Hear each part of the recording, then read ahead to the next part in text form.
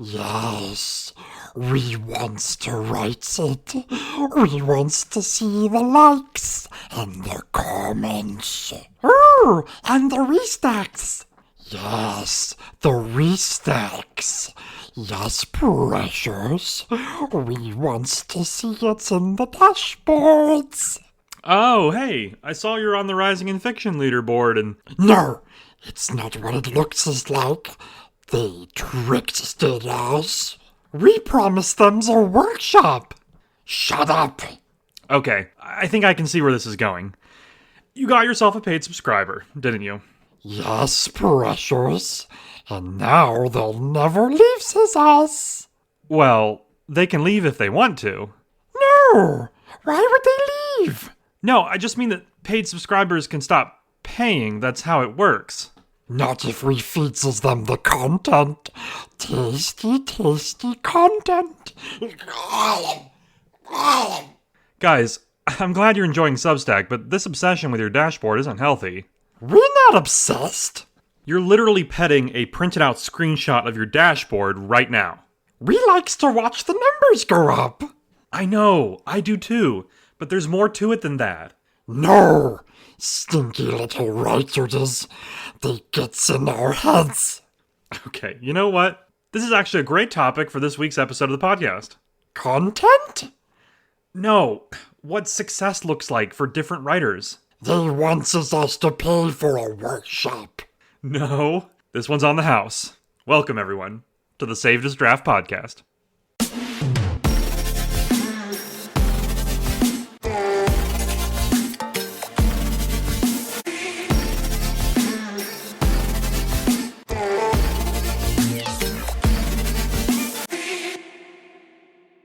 Hello, everyone, and welcome to episode 16. I've got a great show for you this week, including some fresh new story shoutouts, a discussion around measuring success as a writer, and an absolutely amazing interview with a poet and rising star on Substack whose name you may recognize. That's right. This week I'm sitting down with V. Walker. I'm really excited to show everyone this interview. We had an amazing conversation about her work and her creative journey thus far. Lots of really great takeaways that you won't want to miss. And for all of you Devine fans out there, I know there's at least a few of you, I published the second Devine Prelude this week. For those unaware, the Devine Preludes are a new series of standalone stories that each introduce one of the main characters who will star in the upcoming series, set within this realm that combines science fiction and fantasy. This latest prelude is entitled The Last of Her Kind, and it's about an elf by the name of Melisari Leganion. Fun fact, this character is based off a friend of mine named Melissa, who I used to work with at GameStop many years ago.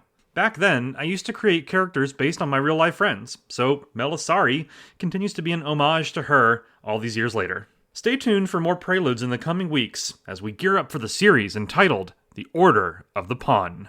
Beyond that, I'm also working on a new writing challenge for the community that I'll be hosting in May. I'm finalizing the details, but you can expect a series of new daily activities, prompts, and more to keep you on your toes throughout the month. Keep your eye on my subscriber chat for more info as we get closer to May 1st. Alright, and with all the housekeeping out of the way, let's get to this week's shoutouts. And so this week for the shoutouts, I put out my usual note and a thread in the subscriber chat about how people can share their links for a chance to be featured on the show here. For the last few weeks, I've also been working with fellow horror writer Mina Howell to offer people the chance to have their work featured on her show as well, the Penny Dreadfuls podcast. So, that means that every time you submit a link in one of these weekly threads, there's a chance your story will be randomly selected by me or by Mina. Double the chances to win.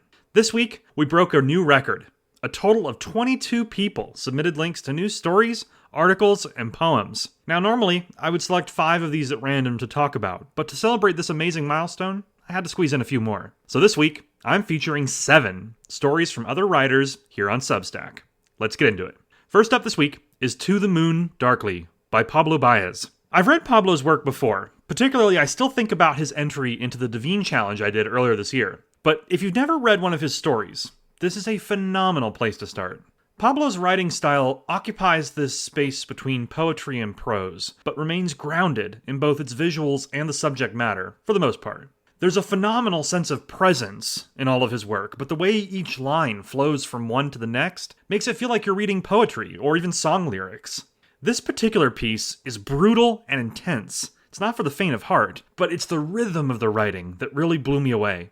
It feels like the quintessential form of this style that he has. I could practically hear a beat in the background as I read the story to myself. Check out this excerpt. The boy is now a moon with all its craters, orbiting an Earth too far gone to meet, but close enough to exert its gravitational force, to influence. Step in scene. Direct yourself. Look at the window to your right. Guario's gone. Front door's open. Charlie's dead. You see what I mean? The sentence structure is composed in such a way that it forces your brain to read things at this steady rhythm, with the shorter sentences acting as kind of jumping points into the next line. As a result, you get pulled into the story in ways you weren't expecting because the sights and the sounds and the events that are unfolding are too shocking to look away from. Again, it's an intense story, but more than that, it stands on its own as a work of art. Please, check the show notes for a link. You have to check this one out. Next this week is The Smoke That Remained by Taro Bahar. This story's been on my radar for a while now, and now that I've read it, my only regret is that I didn't get to it sooner. The piece stars a retired firefighter who jumps into action when a fire strikes at a home in his neighborhood. Taro actually interviewed a real-life retired firefighter before writing this piece, so you'll notice there's a lot of details that feel very authentic and grounded throughout. I felt like I was in the mind of a veteran firefighter throughout the piece as I was reading it, which made it very unique and immersive. The writing in general is also superb, especially the story's final moments. Here's my favorite excerpt from the piece, which reads, "The scream rang out again, tense, high-pitched and constrained. The kind of scream that only emerges when death is demanding you come with it." So good. Taro's wife also did the art for the story's cover, which is beautiful and a haunting display of a home engulfed in flames. Every element of this story feels like it was a labor of love. So please, check the show notes for a link. It's well worth a read. Third this week is The Fox Who Forgets by 2D. This piece is a long-form poem that spans multiple acts, but it manages to maintain a beautifully lyrical flow throughout the entire piece. It's simultaneously warming, cozy, somber, and melancholy all at once. It's been a while since I've read anything that has atmosphere quite like this one does. The whole thing feels sort of like a warm cup of tea. It was soothing, but nostalgic and heart-wrenching. Check out this stanza, which is one of my favorites. "Time passed the way it always did, with the quiet clink of cups on shelves, the worn hush of her slippers on the floor, the silent glances that once meant everything, and were still trying to." For this piece, the atmosphere and the aura of the writing are just as important as the story itself. It's the kind of piece that you can really immerse yourself into, so I highly recommend you check it out. Once again, link in the show notes. Next up, Toy Boat Chapter 1 by Spencer D.W.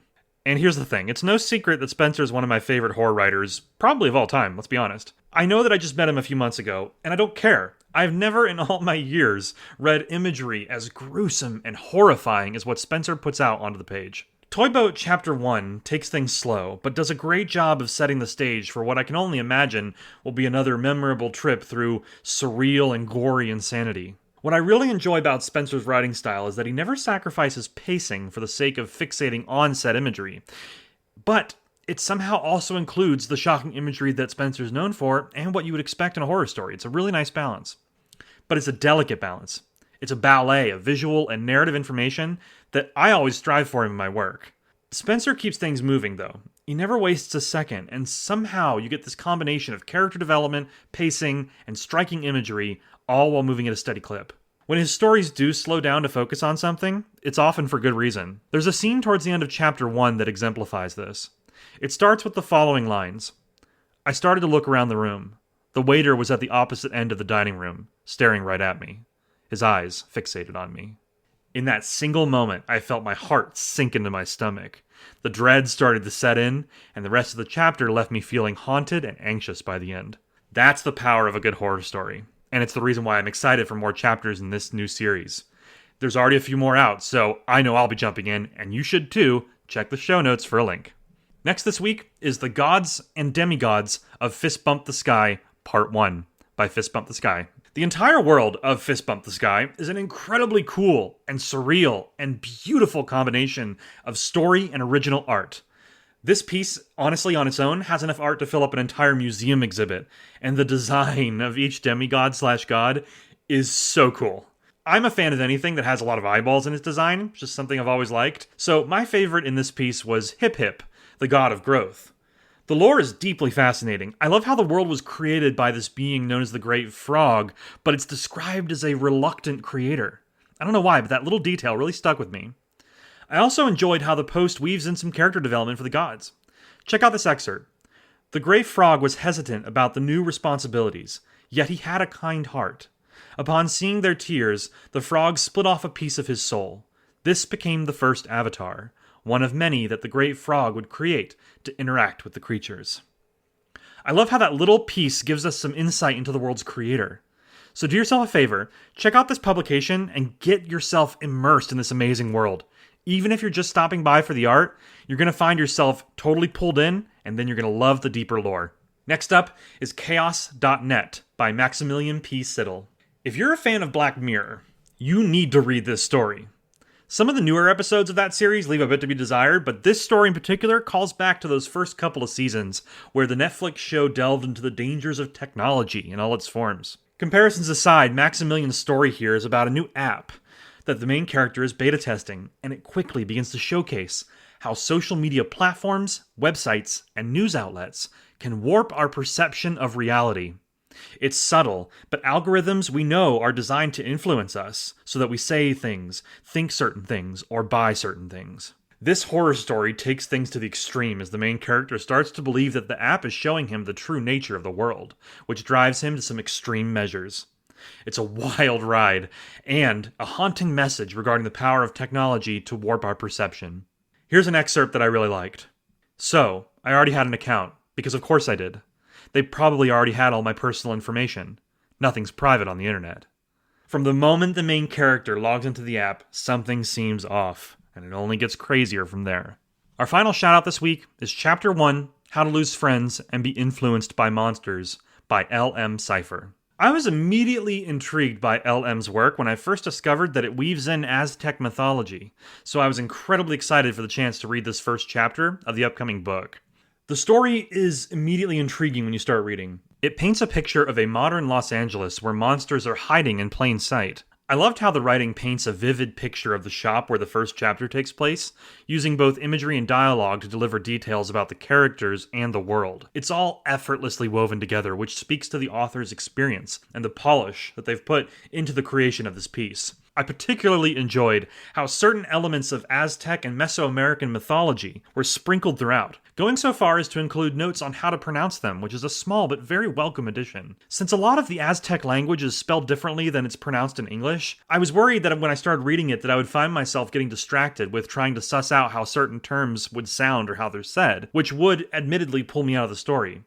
As I mentioned, LM gets around this with the phonetic spelling that appears next to certain terms the first time they're used. It's a small but very welcome detail that I really enjoyed. When you take it all together, there's a ton of personality and intrigue in the first chapter here. I already really feel connected to the protagonist, and I love how the banter in the beginning revealed more of the world and other magical or supernatural elements contained within the story. It all just comes together to create a really palpable atmosphere, and it had me completely immersed. As a bonus, LM also does all the art on the publication and for the book. It's really striking stuff, and it does a great job of highlighting the unique visual elements of both Aztec and Mesoamerican mythology. I can't imagine this book won't get snapped up by an agent in the near future, so showing the chapter like this is a great way to get the word out. You should check it out for yourself, and subscribe so you can follow along, because I guarantee you're going to love this. Remember, link in the show notes. Alright, next up is our weekly writing discussion, and I didn't publish any articles on writing this week, but I did want to take some time to talk about a topic that's been on my mind. You see, back when I started this podcast, episode 2, I believe, was titled Overnight Success. I was still figuring out the show's overall structure back then, but in that episode, I talked about how I had recently heard the phrase, overnight success takes years, and that really resonated with me back then. You see, when that episode first came out, my Substack was growing insanely fast. I had a single note of mine that was sort of like a joke go viral, and on top of that, Flash Fiction February was bringing in more subscribers than I knew what to do with. Things have since slowed down, and rightfully so, but I still think back about how much of an adrenaline rush those first couple months were. It's funny because I've only been on Substack since January of 2025, but I've been trying to find success with my writing my entire life. Those who know me, and have heard my whole story, know that I used to be a freelance writer, and I spent 5 years as a ghostwriter. I spent all that time, training and learning and growing my skills, but it wasn't until the last 5 years, I would say, that I started trying to make a name for myself and my writing with my name on it. It's been a very, very, very long journey. But a lot of people don't see that when they check out my publication. Some people think I just got lucky, and let's be honest, I did. But I didn't cash in my 15 minutes of fame and walk away either. When I saw the numbers going up, I jumped into action. I leaned into the community. I started publishing every single day. I started this podcast, and I made it my mission to help other writers in every way that I could. I've since made a ton of friends, and I've learned a lot about myself, and I've grown immensely as a writer in just a few months. By all those metrics, I'm a success. But for me, success isn't a destination, it's a stepping stone to the next goal. And that's why success, I think, is a hard topic to discuss as writers. For some people, success means getting published. For others, it means reaching a certain number of subscribers, or bringing in enough income to write for a living. And for still others, success is just finding that community. A place where you belong. A place where you feel like your voice is heard. But I think for all of us, success is always changing, and rightfully so. It's not a bad thing. Our goals can and should change as we evolve and as we continue on our creative journeys. The way I see it, if your goals aren't pushing you to improve your craft or chase your dreams, then they're not serving their purpose. A perfect example is the aforementioned publishing goal that I had, and still have. I myself want to have my work traditionally published. It's been a goal of mine since I was in 2nd grade. Do I need to reach that goal to consider myself a success? No, I don't think so. Because even though I still have that goal in mind for the future, I've already surpassed multiple other goals that I set in the past. I got out of retail all those years ago and successfully turned writing into a career for myself. Reaching that goal alone was a major metric of success for me. But that may not be what you're looking for, and that's perfectly fine. One thing I think we should all avoid is trying to compare ourselves or our goals to others. It's easy to see a writer with more subscribers or more readers and become bitter because you haven't seen the same level of success. I know I've been guilty of being jealous in the past, especially when I was publishing short stories on other platforms. A couple years ago, I would have thrown a party if a story of mine got 10 reads. That's how it was for years. I poured my heart out into the page again and again and again, to no avail. It felt like nobody cared. It felt like I was truly shouting into the void. Now here's the part where I tell you that I made it because I didn't give up. But that's not true. Yeah, you're hearing that right. I gave up at one point. I just started focusing on professional writing, and I stopped doing anything creative. I spent all my time watching TV shows, movies, playing games, and don't get me wrong, I love those things, and always will, but life feels pretty empty when I'm not being creative. The problem was that I just ran out of steam. I felt like no one wanted to hear what I had to say, at least not creatively. That was a dark couple of years for me. If you're anything like me, then you know how it feels when you've got writer's block or you lack the motivation to write. It feels like your soul is thirsty, but you can't give it any water. It's the kind of ache that hurts on a spiritual level. And you know how to fix it, but you just don't have the desire to do it. So instead, you just go through the motions. You cash a paycheck, and you find comfort anywhere else you can from the pain of daily life. And the worst part about it is that you just want to feel better, right?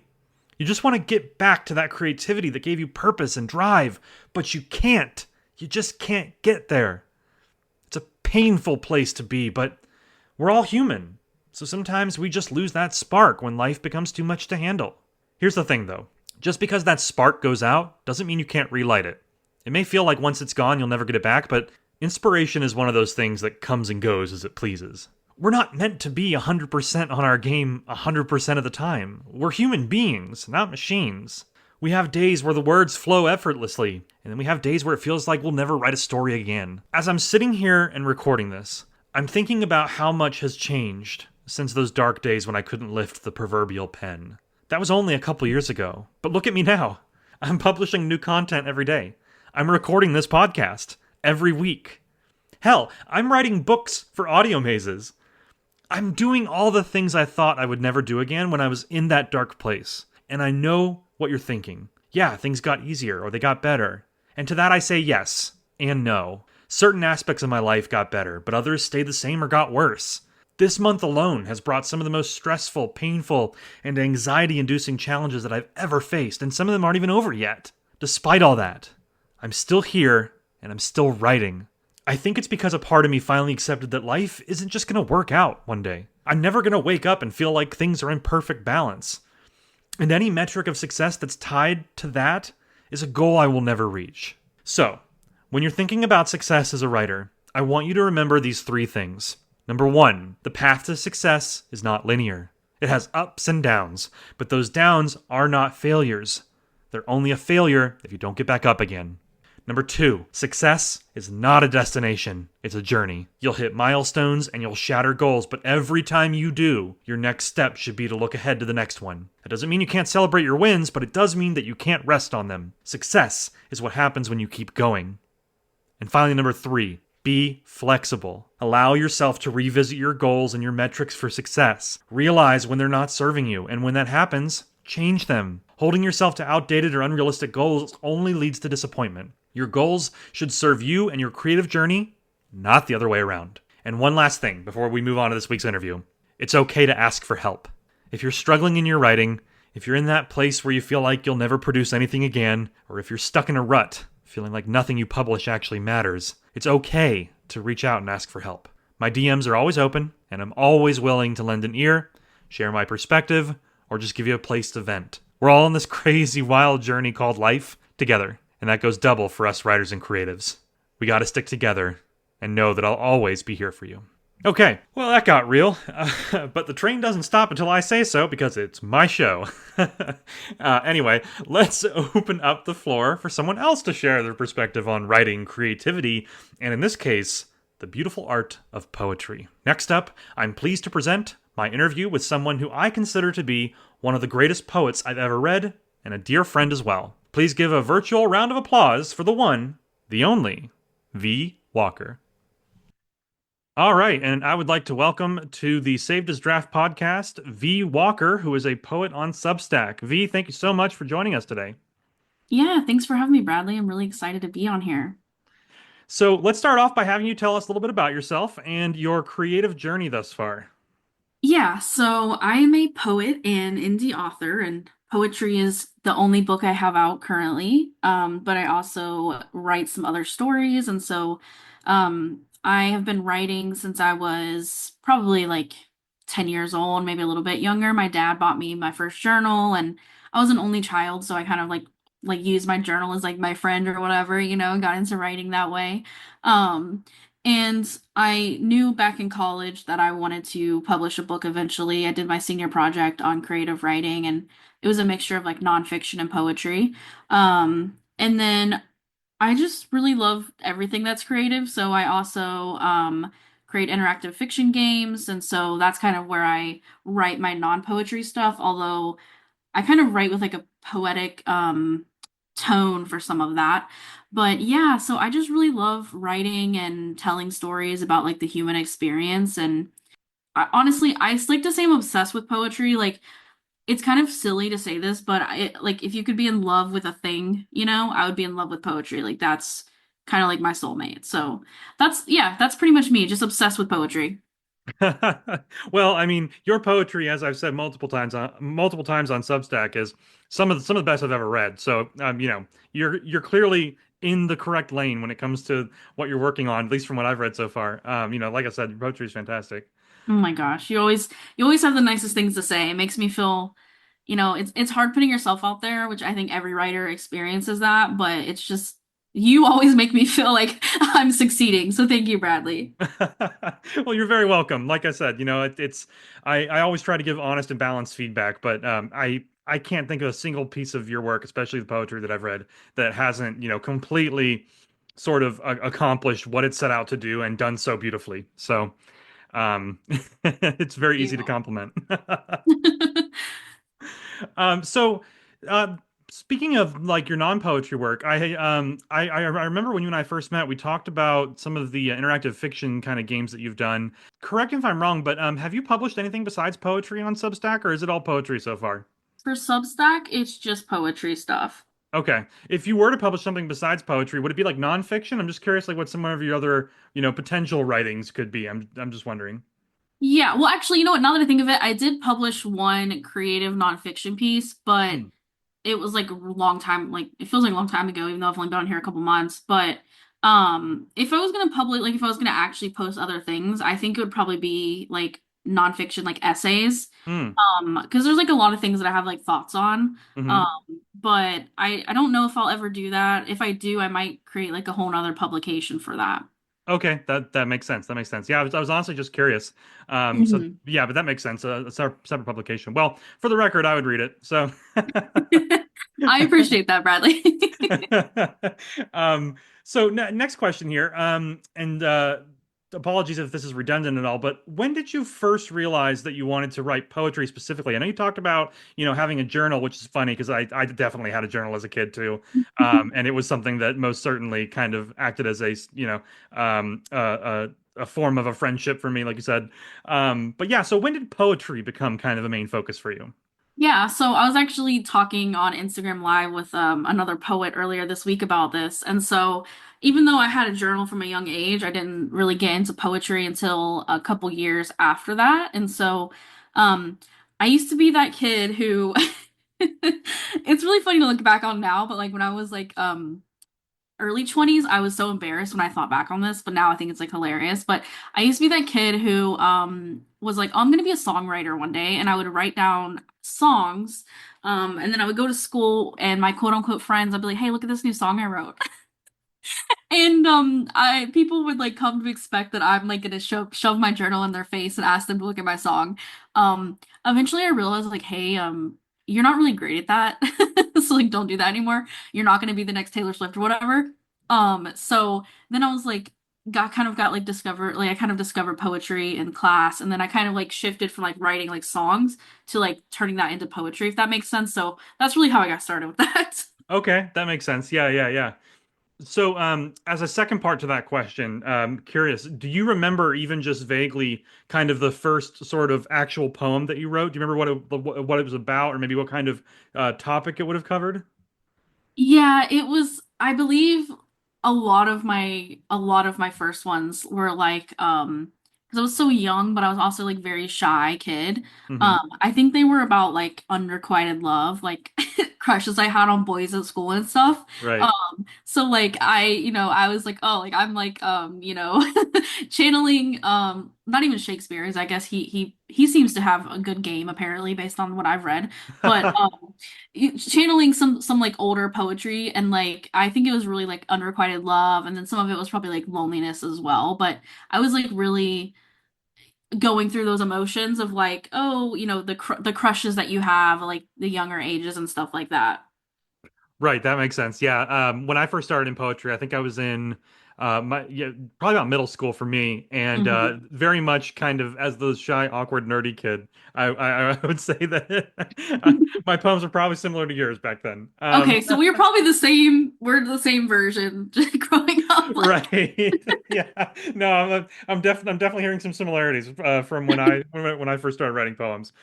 So, as time has gone on, then, what would you say are some of the kind of emotions or themes that you have kind of shifted towards, or maybe more focus on now these days in your poetry?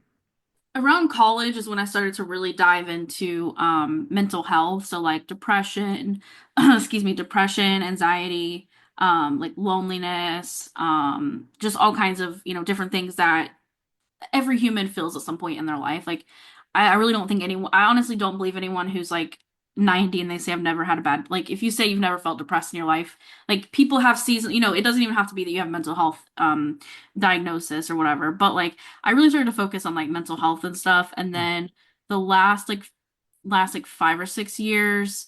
Well, even then, I kind of started to focus on grief as well because I had lost a friend in high school. She was killed in a car accident, and that was like my first experience of like losing a person. Hmm. Um, and I remember that I fell into a deep depression. It happened like right at the end of the school year. It was my freshman year of high school, and I fell into like this deep depression for like 2 months during the summer. I would not get out of bed. I wouldn't eat. I wasn't showering. It was literally what you imagine as depression, but I was like, 13. I was like 14, I think.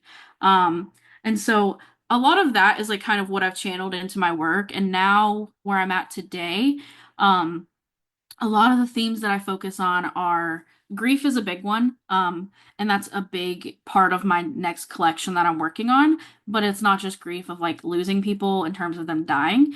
It could be just people aren't in your life anymore. It's grief of like the person that you could have been, that you were, that you never became.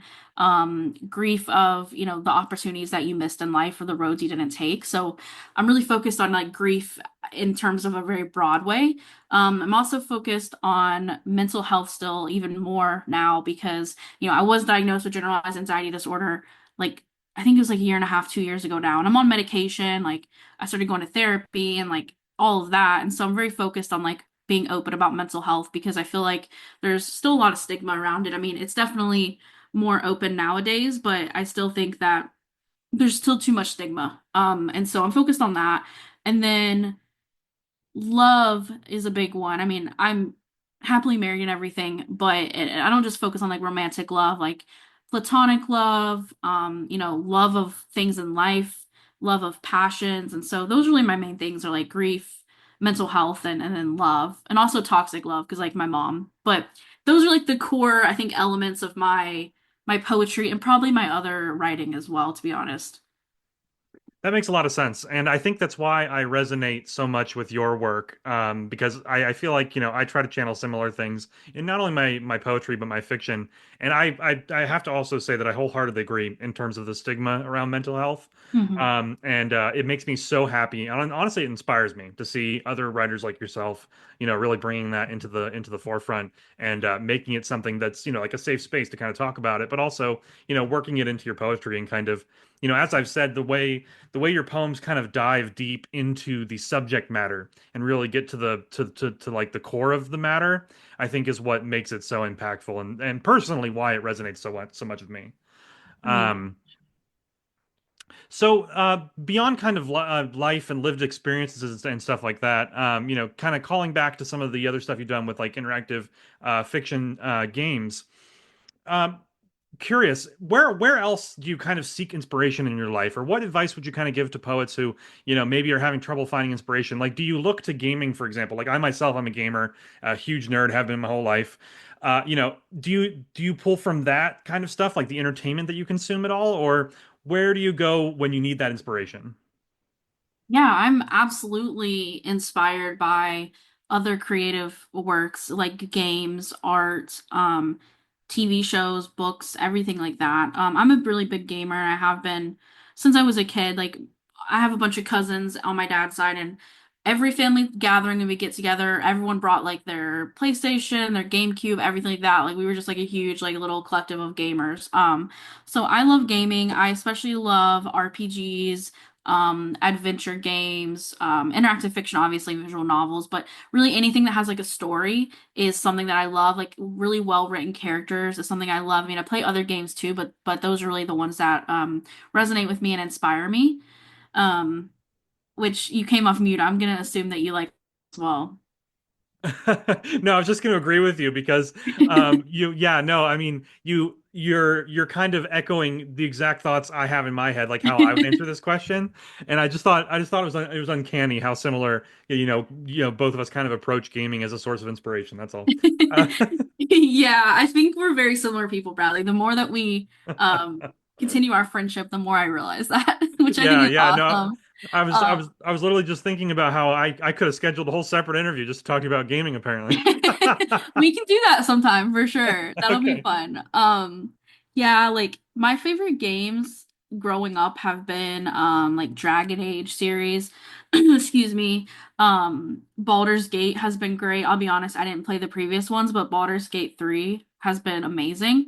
Mass Effect series, holy crap. Like Mass Effect and Dragon Age are like and Fallout series. Those are the three that like if you told me I could only play like one more game for my life, it would be from one of those for sure. Fallout 4 is like probably one of my it's probably my top game ever as of right now. So like those are games that I play and there's such rich worlds. And the characters are so well developed. Like they have these backstories and these elements that you discover and I just love games like that are so rich and it's like you can tell that the writers really cared about the characters and like their backstory and how they interact with the world and the experiences that they have. And so games like that really inspire me, and I definitely draw from those. Like, I also draw from other sources of like entertainment and creative things. Like, I know people may not see. I mean, I do think that like television shows and movies, like I do believe that is like a creative thing, right? People may not initially think that because it's something that you're watching and it's like entertainment. But the thing is, you have writers, you have people that are putting things together, you have like photographers and film and everything like that.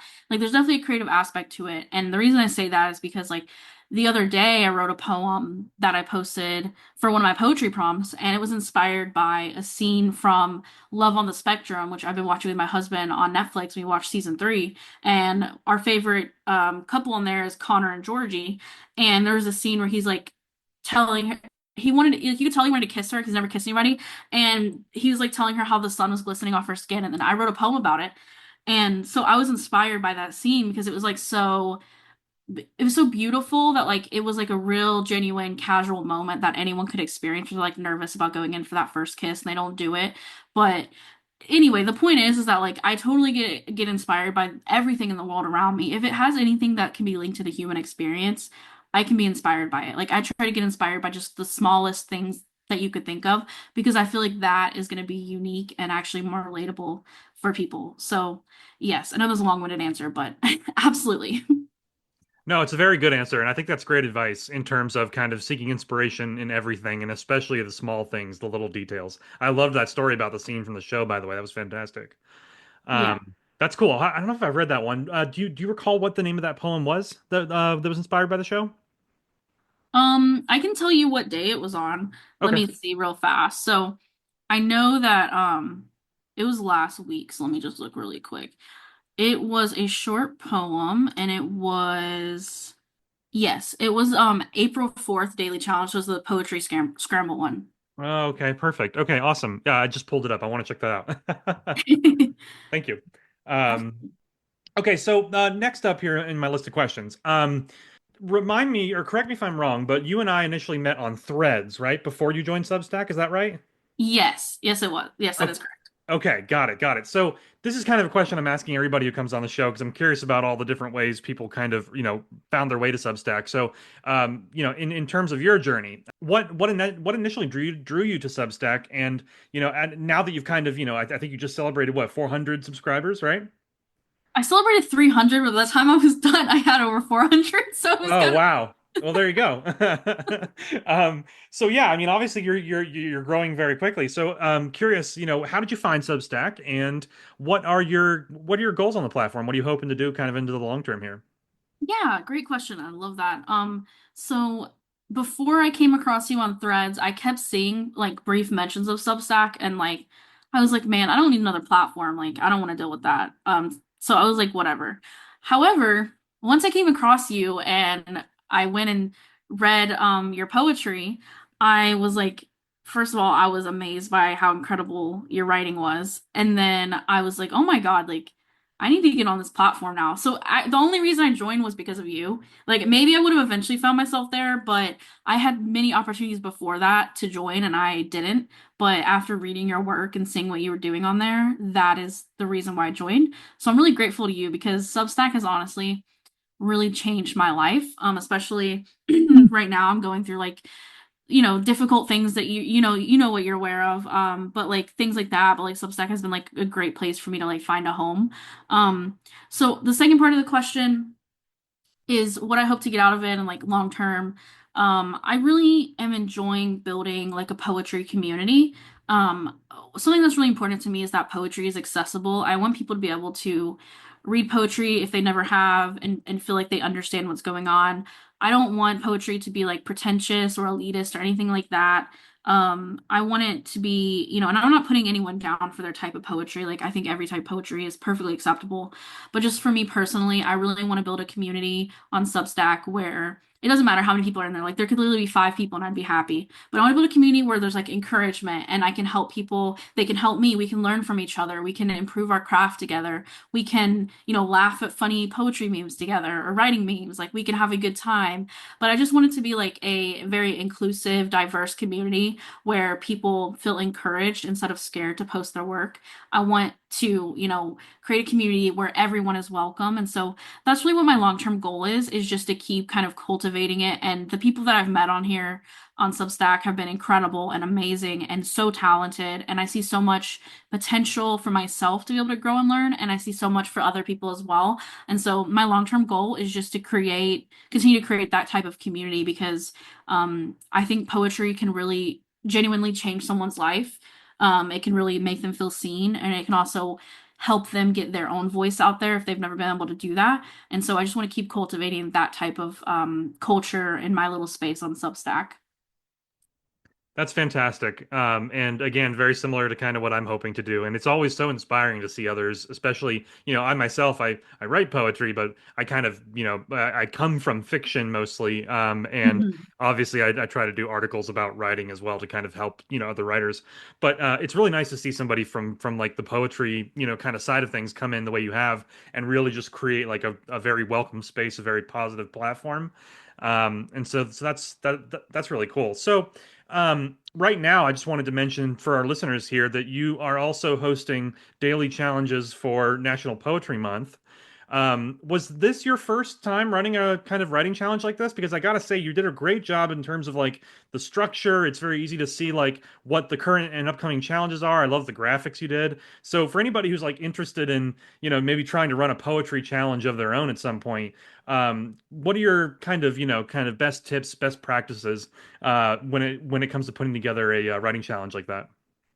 Yeah, so thank you. This is actually my first time doing anything like this. I'm having a lot of firsts this month. I'm also, hosting a poetry cell, and it's my first time doing that as well. So a lot of first things, but I'm really excited because National Poetry Month, so it's fun.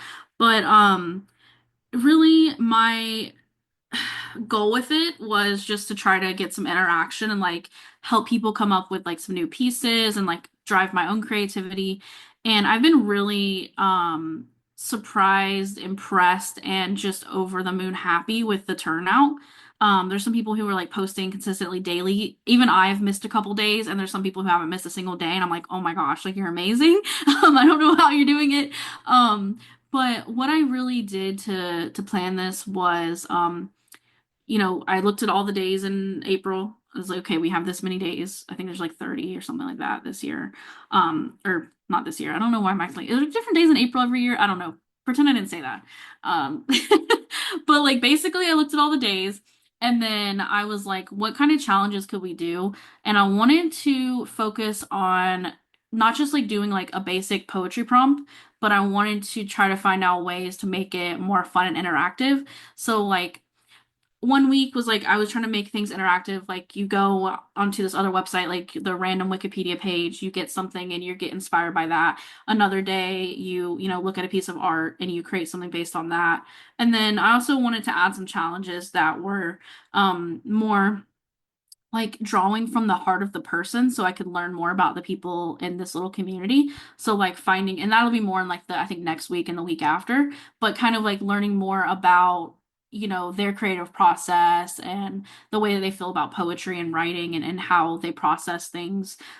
So my advice to anyone is just to like think about what you want to get out of the poetry or out of the writing challenge. Like, do you want to get interaction? Do you want to get your own inspiration? Like you got to think about your goals and then think about ways that you can kind of flip the script. So instead of just saying, well, we're going to do a poetry prompt every day or we're going to do, a short story prompt every day or whatever it is that you're doing, try to think about ways that you can kind of twist it on its head a little bit and change it. You could definitely still have some like tried and true things. Like I had one day this week, I think, where it was just three different poetry prompts, right? It's very, very simple, but try to mix things up. It makes it more fun. Also, definitely participate in your own stuff. Like don't just share it and then, expect other people to do it.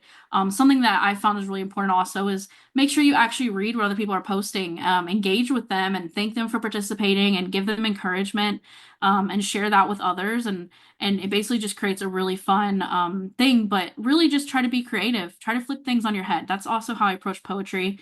Like when I'm working with metaphors is I try to flip things. I don't want to be too cliched. So I would say just avoid cliches for your writing challenges and they'll be successful. That's extremely good advice. I honestly, I had no idea it was your first time running a challenge either, which I think is an indicator of how well you've been doing it. Thank you. So, as far as your self-published work, if I'm not mistaken, your piece, "The Fragile Humans We Are," Volume One, is that your first self-published collection you've done? Yes. So, speaking of that, then, what was kind of the inspiration behind that collection, and what's kind of the key message that you're hoping readers take away from it who read it? Yeah, so that collection is like my little baby, sort of. Some of the poetry in there is from like 10 years ago. Some of it is from the last couple years, but it's definitely some of my older work is in there, and so I feel like my talents evolved a lot.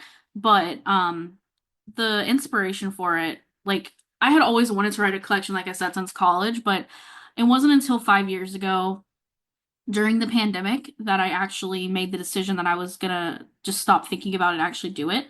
I think a lot of it is just like I felt very like no one's gonna read this, no one's gonna care. And then finally I was able to get into the mindset of like I'm not doing it for other people, I'm gonna do it for myself. Like if no one reads, that's okay. But I'm gonna do this for myself so that I can be proud of myself and I know my work is out there and like I know my voice matters because I really do believe everyone's voice matters. And so during the pandemic, my grandfather, he was like 92 and he got COVID and passed away. And on Christmas Day, he passed away on Christmas Day in the hospital, and we hadn't seen him for 3 weeks. And so a lot of the poems in there are about the grief of like we knew he was gonna I knew he was gonna pass because he wasn't gonna be able to survive that. Um, you know, but like even when you know something's gonna happen, it doesn't necessarily make it easier. And then like we had like unresolved feelings, and so all of that is to say that like a lot of the poems are about kind of what my next collection is going to be, but this one's going to go a lot more in depth. But it's about like grief, losing things, losing yourself. Um, but I was really inspired, and the reason I came up with the title is because I was also looking at all of the healthcare workers and essential workers who were, having to be out there in those conditions during the height of the pandemic. And I just thought to myself, like, the human beings are so fragile. But then the whole point of it is like, yes, we're fragile, but we're also resilient. And that was what I wanted people to take away from it was you can go through all these things in your life. You can have all these feelings, you can have all this pain, this trauma, these things that just really affect you, throw you off the path, make you feel like it's the end of the world. But you can actually still come out the other side. You can get to the top of that mountain. You can feel the sun on your face again. Like you can experience all of that. So like my whole point with it is to basically portray the fragility of human beings, but also the resilience. And so that's what I hope that people take away from it is that there is hope in the world, even if you can't always feel it. That is absolutely incredible. Oh, wow. Yeah, no, I mean, I love the title, but now knowing the kind of the message behind it and the theme, I mean, that's absolutely incredible. I appreciate you sharing. Yeah, thank you Um, for asking. yeah, that is awesome. Um, so, uh, being a self-published poet like yourself, what lessons have you learned so far, and what lessons are you applying to your next collection? Yeah, so being self-published author of any kind is like a huge undertaking because you don't have I mean even if you hire people to help you, you probably don't have a lot of financial funds to do that or even then you still have to do a lot of things on your own. So my advice to people who, especially to poets, but really to anyone, because I like to I mean, I think this advice really applies to anyone who wants to publish their own work. My advice is one, don't like reject yourself. There's plenty of people in the world who want to reject you and will reject you. There's also people who are going to accept you, and you really need to be on the second end of that. You need to be accepting yourself. So don't reject yourself by saying my work's not good enough to go out there. No one's going to read it. No one's going to care. It's just not true. It's not. It's easy to feel that way, and it's totally valid to feel that way. But I promise you, I felt that way, and it's not true. Like the first person who pre-ordered my book was R. William Parmenter, who I met on Threads, and he had just published his book like a month or two before, and he went and pre-ordered my book. I didn't know him. I barely talked to him on Threads, and he did that because he was interested, right? So it's just like people will be interested in what your voice is. So don't self-reject yourself. Also, be sure to make sure that you do research. So you really need to put together a clear list of different things that you need to take care of. So like finding out what platforms you're going to be on, finding out if you need to hire like an editor or, someone to do your cover. So like there's all these little details. And so I would say before you get started, really just create a checklist. And then this one is really for poets is story arc mapping. So, and this goes for anyone, but really for your poetry book, you want to take the reader on a journey. And so, something that I spent a lot of time on with this first collection was sitting there and considering what journey I wanted to take them on. So, I want to take them on a journey from the beginning to the end. I wanted the end to be on a lighter note. I wanted the beginning to really build up to like more painful parts in the middle. And so, I arranged my collection very intentionally and it took me a lot of time to do that. There's times where I took things out and moved things around. But I would say really spend time thinking about your journey. It'll be way more impactful to people if you do it that way instead of um, just throwing the poems in there. So really just be intentional about the way that you do things, and people are gonna, really feel those emotions in your work. So that would be my advice. That's And fantastic. and Yeah. I guess my bad. You also asked like, what did I learn and take away? Hmm.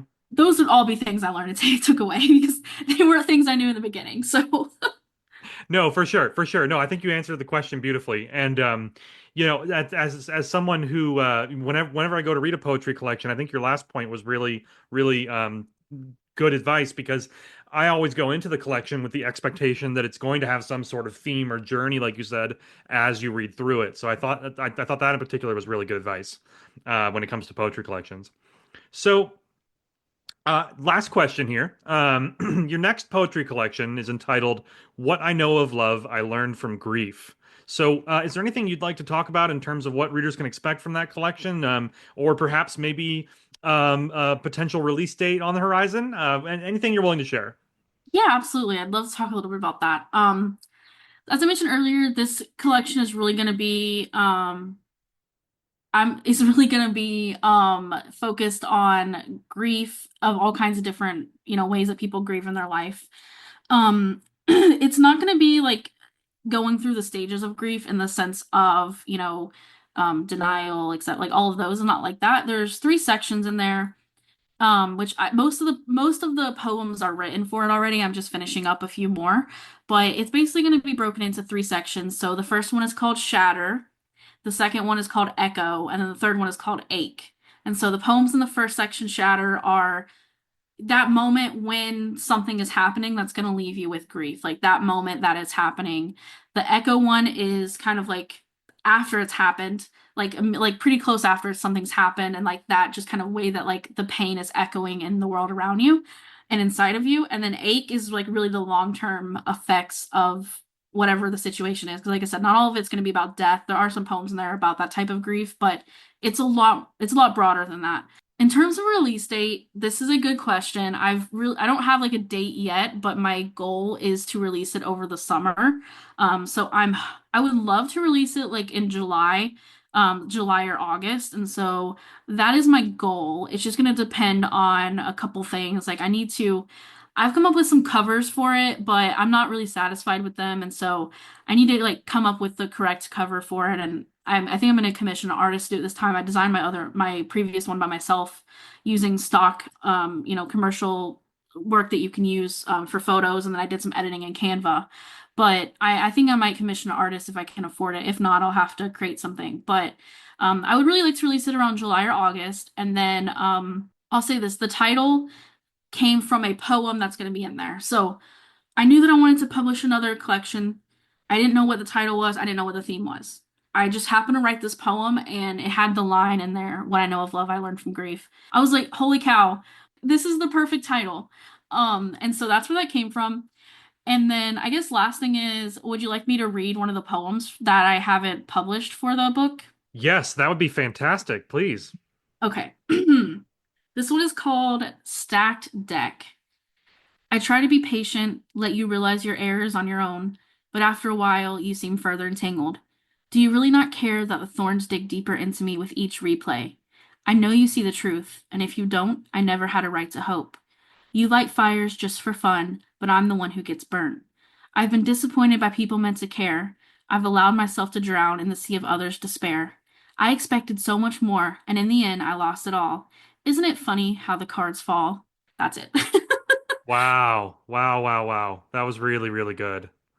Thank you. That one is in the second section, Echo. So it's kind of like realization of, certain feelings and emotions from an experience. But yeah, I guess that's a good place to end with my snippets. I appreciate you asking about it. I'm really excited for the collection.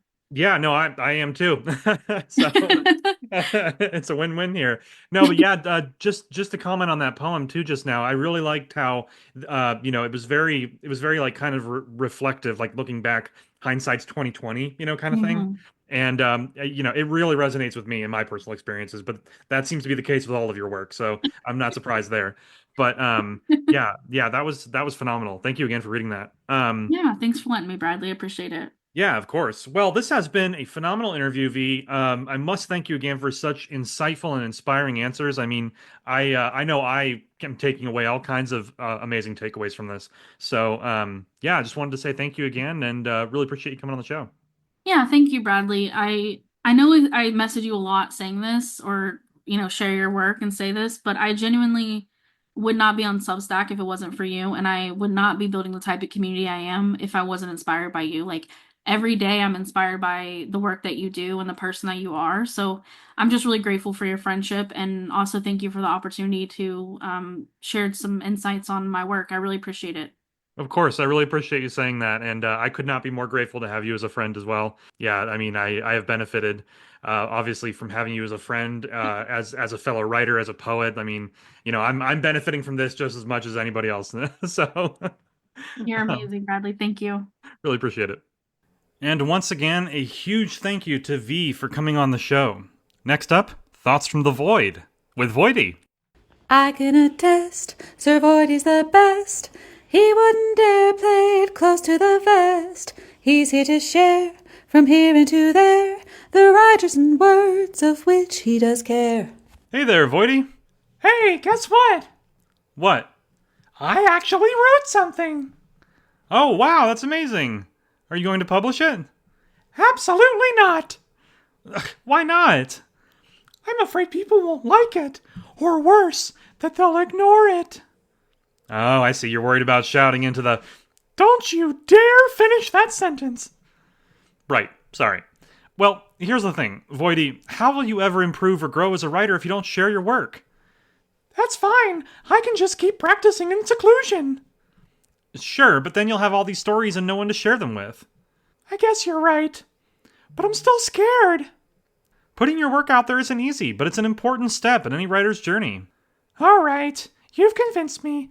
I'll publish it. You want to see it first? Of course. Check this out. Oh, dear Lord. Well, What's the matter? nothing. Well, no, actually, I think it could use some edits. Oh, so you mean you hate it? No, I didn't say that. I just think it's important to get feedback on your work, so you can find out how to improve, that's all. All right, fine. I expect a full report on my desk by Monday morning. Hey, wait a second. Thanks, bud. You're the best. Yeah, as if I didn't have enough on my plate. Alright, I guess I'm diving into Voidy's cuttlefish romance story this weekend. And that brings us to our final segment for this week's episode, which is, of course, next week on Substack. This one is much longer than normal, but let me know what you think about that in the comments. If you prefer the shorter episodes, that's good to know. In either case, if you made it this far, I appreciate you more than words can express. This next week on Substack, I'll be working on launching my big new writing challenge for the month of May. I'll also probably start up a new mini-series since I haven't done one of those in a while, and it's going to be a multi-part horror series where at the end of each chapter, the audience will get to vote on what happens next. I'm really excited about it, so stay tuned for that starting this weekend. This coming week, I'd like to also work on my next article on the craft of writing. Something I've seen people ask about several times on here is a guide on how to do audio. Whether it's for narration, the podcast like I'm doing here, or otherwise, I figured I might be able to add a little bit to the conversation. I'm by no means a, trained professional, but yeah, I think I'll probably do a piece on adding audio to your stories and maybe some tips on voiceovers. As always, I'm sure other things will come up, and inspiration will, as always, pull me in other directions, but that's the beauty of this life that we lead, my friends. It's always changing, always growing, and all we can do is go with the flow, so don't stress it. Just go where the inspiration takes you. And hey, thanks again for being here. I love doing this show, but none of this would be possible without all your support. This community keeps me going when life gets hard, and life has been hard for a while. Even so, I'm still here, I'm still writing, and at the end of the day, that's all that matters. So be kind to yourselves this week. Appreciate the progress you've made, and don't be afraid to reevaluate your goals if they're not serving you. Okay? I'm wishing you all a safe, productive week of writing, and this is Bradley Ramsey, signing off.